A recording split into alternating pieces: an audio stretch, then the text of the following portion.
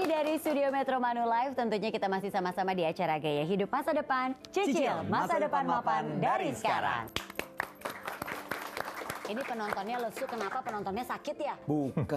Oh enggak. Mungkin ada pertanyaan kali. Oh ya udah, keluarin aja pertanyaannya, keluarin aja, jangan ragu-ragu. Siapa yang mau bertanya?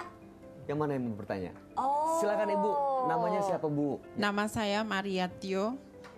Dokter, saya mau bertanya, kalau di dalam seseorang dirawat itu komponen apa yang paling besar biayanya? Terima kasih. Oh iya, benar-benar. Kita tepuk tangan dulu buat Ibu Maria. Maria Tio ya. Ya. Jadi memang semua komponen sebetulnya di rumah sakit itu besar ya. Tapi yang paling besar tentu saja pemakaian alat ya. Jadi bagaimanapun dokter itu baru bisa menyimpulkan kalau dia sudah memanfaatkan alat. Kita tahu pemakaian alat itu investasinya besar. Mulai dari USG, CT scan. USG kecil yang scan-scan yang pokoknya yang paling mutakhir itu yang sebetulnya ya kan? seperti itu. Jadi seberapa bisa kita tidak masuk rumah sakit. Sekali sudah masuk itu masalahnya bahwa masyarakat kita itu sudah parah ya. Jadi maaf, mereka baru berobat kalau betul-betul sudah penyakit yang parah kritis lah ya. Karena memang tidak pernah check up, tidak pernah tahu. Sering kan ada cerita, baru kemarin ketemu, kok udah meninggal. Baru kemarin ketemu, kok masuk rumah sakit. Seolah-olah dadakan. Tapi prosesnya udah puluhan tahun, tapi mereka abai kan. Jadi kurang perhatikan. Jadi kalau ditanya komponen apa, saya kira semua pemakaian alat itu besar. Tapi ya semua punya resiko. Iya sih, punya resiko sakit ya, namanya juga manusia. Iya benar. Bagaimana Ibu Maria, cukup jelas atau mau ada yang ditanyakan lagi? Oh aduh, ibunya masih kurang penasaran. Mau nambah Dok, boleh Dok ya? Ibarat kata kalau di rumah makan Padang nasinya nambah. Nambah lagi. Silakan Ibu Maria. Tambocie. Silakan Ibu. Iya dokter, kalau begitu, jadi bagaimana cara kita mensiasati untuk terjadinya perawatan yang membutuhkan biaya besar itu? Terima kasih. Terima kasih Ibu Maria. Kalau dibilang jangan sampai sakit ya nggak mungkin. Gitu ya Jadi kan. komoditas kesehatan itu berbeda sama yang lain. Itu nggak bisa ditunda, apalagi kalau emergency ya. Jadi saya katakan bahwa rakyat kita itu cenderung untuk emergency. Sudah penghasilan kurang, mereka dalam kondisi yang harus memerlukan perawatan gawat darurat, emergency. Entah serangan jantung, entah stroke. Nah, bagaimana kalau ditanya supaya kita lebih ya harus hidup sehat tentu saja. Nah, hidup sehat itu mestinya kan dari awal pemerintah mestinya ikut campur dan sebagainya, pendidikan kesehatan di sekolah dan sebagainya. Tapi bagaimanapun di semua negara yang paling hebat pun orang tetap sakit. 2% dari populasi pasti sakit. Nah, ini saat ini biasanya orang Indonesia paling sering kena penyakit kritis yang apa sih Dok? Jadi kalau kita lihat ada dua golongan besar metabolic diseases ya. Jadi kencing manis, darah tinggi, kolesterol itu kan metabolik. Metabolik hubungannya dengan gaya hidup. Nah, yang kedua cancer.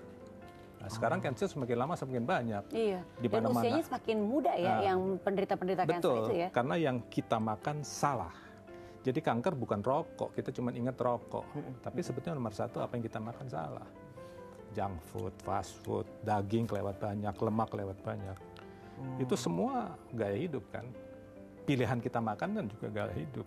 Nah sekarang gini, kita kan udah tahu tuh tadi sakit-sakitnya apa, ya kan? Terus udah gitu yang paling sering tuh menyerang orang Indonesia tuh apa? Dan kenapa kita bisa sakit? Karena dan kita biayanya juga. Itu dia. Nah ngomongin soal biaya kan, bagaimana caranya kita tuh supaya istilahnya kayak tadi dokter bilang, jangan sampai di saat kita sakit ya, walaupun kita nggak mau sakit ya dok, tapi kalau memang akhirnya kita sakit, kita harus masuk rumah sakit, jangan sampai aset kita habis. Betul. Bagaimana caranya kita supaya bisa mengatur keuangan, supaya nggak ludes, jangan kita diceritanya dokter. Nah makanya kita akan langsung ngobrol sama Ibu Nelly Husnayati, Vice President Director Manulife Indonesia. Apa kabar? Apa kabar Ibu Nelly? Ibu Nelly sehat ya Ibu ya? Silakan Ibu. Nah ini penting banget nih. Ibu Nelly, kita nih lagi membahas seputar kesehatan nih. Nah sekarang kan kita juga pengen tahu nih, jangan sampai nih di saat akhirnya kita sakit, kita jadi kewalahan karena nggak punya uang buat ngebiayain, atau punya uang tapi abis itu habis. Nggak cukup. Asetnya habis. Tongpes atau kantong kempes itu kan nggak kepengen ya. Ini kan kita tahu memang manfaat dari asuransi adalah membantu kita, meringankan kita di saat kita sakit untuk pembiayaannya. Tapi kita pengen tahu juga nih ya, nih ya Bay ya, Ya. soal ini nih Bu, gimana kita tahu kalau asuransi yang kita miliki ini sudah bisa melawan inflasi yang terjadi sekarang ini Bu? Karena kan takutnya saya punya asuransi kesehatan, ternyata nggak cukup Bu. Baik, biasanya pertama-tama Angie dan Bayu adalah kita mesti lihat dulu, evaluasi dulu kira-kira kemampuan kita untuk membeli asuransi kesehatan ini seperti berapa gitu ya. Kurang lebih idealnya kalau bisa disisihkan 10% dari gaji. Tapi itu juga tidak menjamin cukup atau tidak. Tapi paling tidak kan nggak mungkin ya separuh dari gaji kita atau semua dari gaji kita untuk premi asuransi. Karena kan kita masih perlu biaya-biaya lainnya di dalam kehidupan kita. Tapi yang penting adalah di setiap keluarga udah harus punya asuransi kesehatan. Mengingat itu tadi biaya itu nggak ada yang lebih rendah. Pasti dia akan naik setiap tahunnya. Jadi alangkah baiknya kita ukur dulu kira-kira kemampuan kita berapa, baru kita sisihkan untuk membayar premi asuransi kesehatan tersebut. Seperti itu. Iya, jadi seperti itu Bay. Jadi ya memang kan? benar-benar dihitung, dipersiapin, ya jangan sampai tahu-tahu sakit baru mikir biayanya. Aduh. Apalagi kan pada dasarnya kita juga sudah mengetahui kalau sampai kita sakit kita maunya kalau dirawat inap maunya kelas berapa ya Betul. kan. Nah ini dia nih memang. Jadi harus kita perhatikan juga. Jadi gini deh, kita akan balik lagi nih karena pembahasan tentunya semakin seru. Kita semakin Aku banyak mau nanya nih. Iya, makanya abis ini dong sabar. Ya, Saya oke istirahat dulu sejenak ya. Jangan kemana-mana pemirsa, kita akan kembali lagi tentunya setelah pesan-pesan berikut ini. Tetap di Gaya Hidup Masa Depan. Cicil masa depan mapan dari sekarang.